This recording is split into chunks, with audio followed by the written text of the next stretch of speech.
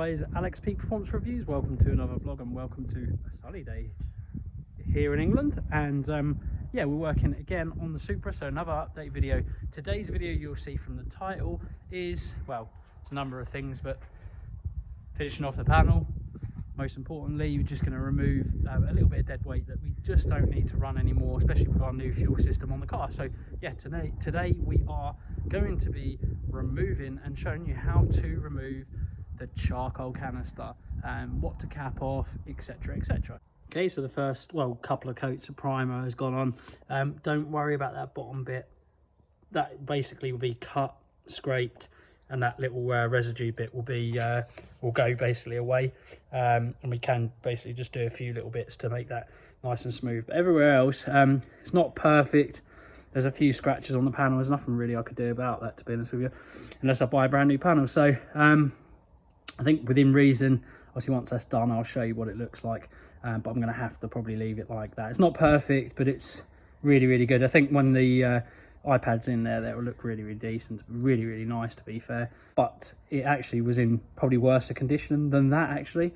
So like I say, with a bit of sanding and smoothing, which I have already done once, it's slowly getting better and better and better. So yeah, it's getting there, but yeah, it's looking quite nice. So apologies, I already have started getting into this, so I just wanted to just show you what I've done. So first and foremost, this is the charcoal canister. I have removed all the lines. There's one of them that just comes to this one here, one that's there, and one that's there. Most of these can be capped off, or you can do other things with them depending on what you are doing with your fuel system. And in general, these are, so look, they run through here. Yeah, these can all be capped off, and the bottom one, which is normally a vent, I run a dedicated separate vent from the fuel system. The new Powerhouse Racing triple pump setup with the 3 Hellcat Warbler pumps we're using for this setup. It's just a vent, and it basically goes down the bottom, and I'll show you last how to remove that. But essentially, if you've got an uprated fuel system and you run a separate vent, as long as you run a vent from the rear, I mean, you can recircuit, but as long as you run a vent to the rear somewhere, that isn't a shared line from my tank anyway, from my Powerhouse Racing one. It literally is shared in the sense of it joins up with these, and then there needs to be a vent on it, which is on the bottom, and I'll show you that in a moment. So yeah, I just chased some lines everywhere. This one essentially has been used for some vacuum lines and some fuel lines as well, essentially, or vacuum line for the fuel system. That comes off there. Essentially, a lot of that can go, and we'll probably get rid of a lot of that, and we'll redo a lot of this piping. That basically goes, yeah, into a one-way valve. And obviously, yeah, we're going to neaten up all this crap, and we won't need a lot of this. So yeah, you can remove that one, do what you like with that one there. This one, basically, the bottom one here, you see here, this one actually runs down all the way into the back of the tank. Again, depending on how you're using it, this just runs into this, and then it goes into here, and essentially goes out and dumps, again, ventilation. So that line can be removed. You can completely remove it, or cap it, or cap it here. This one here can be completely removed. It literally traces down to and around the back here, and it's not in anything at the moment. It would have been spinning probably a vacuum line or something. So a vacuum line, yeah, just at the back there, if you can see, it looks like it's going into the brakes, but it's not. There you go, popped it out, and that line is just that top one there. That can be completely removed. You don't need to keep that either. So 2 of these lines can be removed. If I remember rightly, I haven't kept them, I think they're 10 mil. You can work that out, guys. Really, really easy. Just wind them off. They're big long things that go into these rubber grommet type washers. They can be awkward to get out on the last part, but they're very, very long. They go into the bottom just there. Take those 2 out, remove these lines, and I'm pretty sure then, yeah, it was just that. And it will slide out, pull it out, and it will almost well, you have to pull it quite hard because it's it'll be on a little bit of a line just to the bottom of that little bit there. But if anyone's got any sense, I think out of the factory they just basically are push fitted into there. All ventilation, like I say, you then just basically you've got a 10mm nut on the back here, which I've taken off, goes on there, and then you just bend this back so you can get your socket in. You've got a 10mm bolt there, which I've taken off down at the back as well. There's all the bolts that come off, and yeah, this can be now pulled off. But basically this line runs all the way down. I'll try to show you. I can go in my engine bay. Runs down, goes round the back, and it then comes through here, and it's this line here.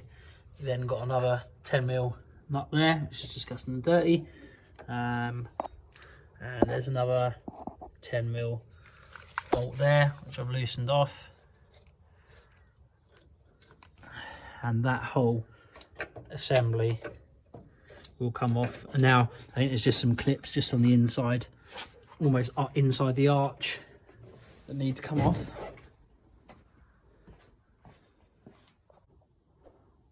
Just I don't know if you can see it, it's not focusing, just inside there, and it goes down and around there. If you see, there you go. So we can just pull that all off. Actually, there's one, looks like another 10mm bolt there that we need to take off, and that should, we should be able to then, I'll probably actually unclip that from the top on that little hose assembly clip, and then that should just all remove. Right, so the whole assembly from the bottom end has been disconnected, as you can see there. So we should be able to remove this section here. Yeah, there you go, it's coming out. To make sure you don't snag any wires.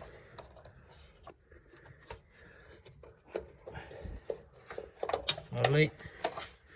There you go. Kind of vent piece, I call it. Lots of weight coming out. Excuse my ride there. So that's all of that there.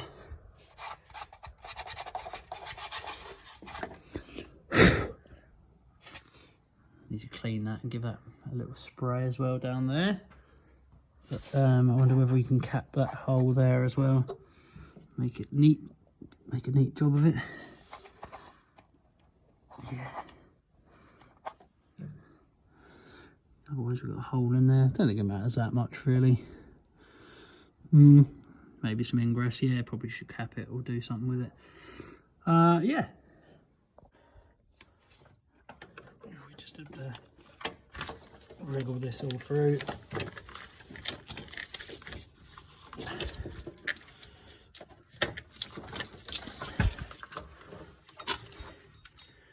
There you go. Old line, disused, unneeded, pointless to keep. JD, job done. So yeah, all of this, nice bit of weight removed as well, especially the charcoal canister. That doesn't weigh a lot actually. That line weighs a bit, but yeah, this weighs a fair bit. So all of the weight that I've saved from that, probably I'm putting easy back in with the Canton AccuSump kit, which is good because I need it and want it. Well, I don't need it, but I want that kit. It's brilliant. If I get any low oil pressure situations, that'll save my engine as well as the Cyvex. But yeah, getting rid of the charcoal canister is very worthwhile. Weight saved, looks neater. Yeah, happy days. As I said, it's not the finished article, but first metallic has gone on. Don't worry about the bottom bit. Like I said, we're gonna hone and sand and do all kinds of things with that and fill that a little bit more. But like I say, actually most of that will be taken by the iPad, which I may keep in there all the time. Apart from obviously charging, we can charge it. I'll show you that another time. Do you mind? Yeah, so I can't really, you can't really see. I might be able to Now I want to put it in the sun, but I don't want to because it's not. It's only just been sprayed, and it'll get dust all over it. Obviously, in this kind of situation, the wind's going a certain way, so don't worry. That's actually, I've tried it quite a few times. At the moment, it's not getting dust and horrible particles on it in this position. So like I say again, it's not perfect, guys. This is not the perfect way to do it. I've said it in numerous of my videos, but it already looks much better than it did. So yeah, it's going to look mega with the iPad in there and the Civex communicating with that as well. And yeah, I can't wait to see that in the engine bay. It's going to look good in the engine bay, in the driver's compartment, or in the interior, should I say. But yeah, look good, and car's getting there. Yeah, boy. Here's a new number plate, I know. Happy days. Charcoal canister removed, and I am filthy.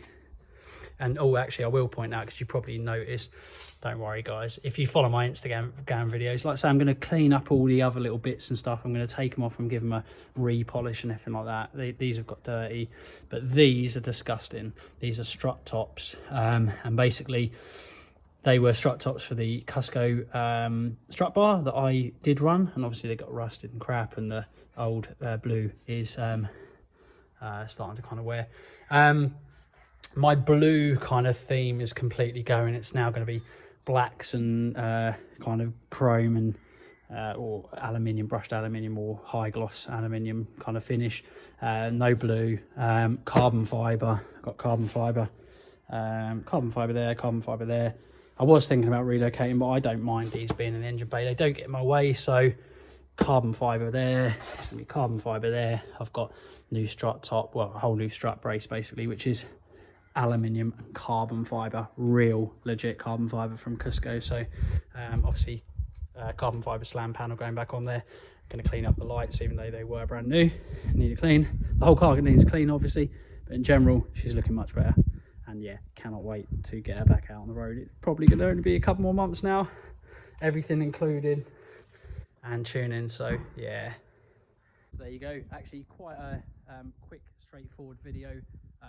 Yeah, just want to give you an update on how things are. Like I say, I'm really close to giving you an update as well on the motor.